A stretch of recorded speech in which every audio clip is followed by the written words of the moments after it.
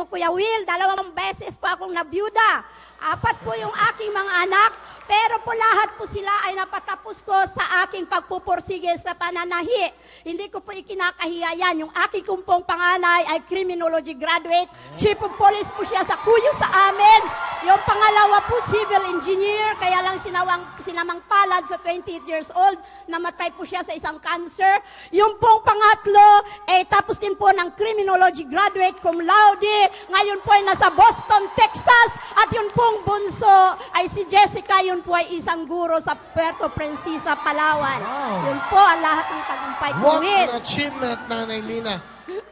Ano po ang trabaho nyo dito? Dito po ako po ay master cutter po, mananahi po sa isang kilalang patahian.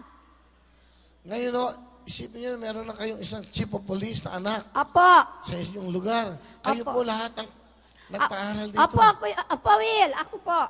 Wow. Ako po ang naging ama't ina nila kasi lagi po ako nabibuyuda. Hindi ko po alam kung anong dahilan. Pero hindi po ako nawawala ng pag-asa dahil si Lord, alam ko yung ginagabayan niya ako. Basta sinasabi ko lang, kaya ko to, kaya ko to. Walang lalaki sa buhay, kaya ko to. Yun. Tinaguyod ko sila. Lalaki yan, hindi na kailangan yan. Hindi na. Sino po ang kasama nyo rito? Wala po, ako lang po.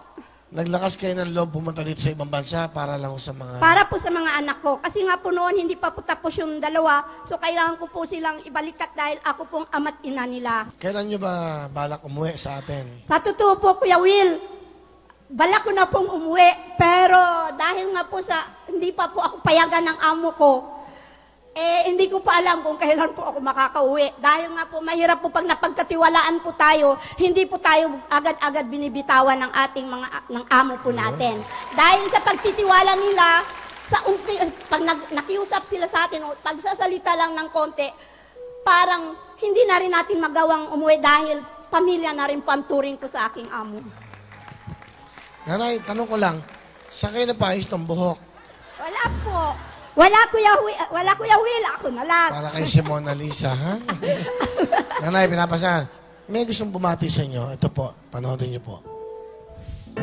Pagdating po sa emosyonal na bagay, hindi po talaga ako makakapagtago dyan o hindi kami makakapagtago sa kanya kasi kahit anuman po yung nararamdaman namin ay kumbaga meron siyang yung puso ng isang ina na kahit nasa malayo, nararamdaman niyang merong hindi magandang nangyayari o hindi tamang nangyayari sa anak niya. Lagi lang po mag-iingat sa health. And salamat na ako po yung isa sa ginagawa mong battery para sa pag-isip mo sa araw-araw.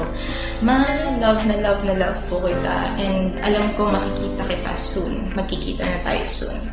So sana makarating sa iyo yung message na to na parati po kami nagdadasal na everyday ka na namin kasama. Wala ng distance, wala ng extra loads, wala ng unlimited, wala ng messenger.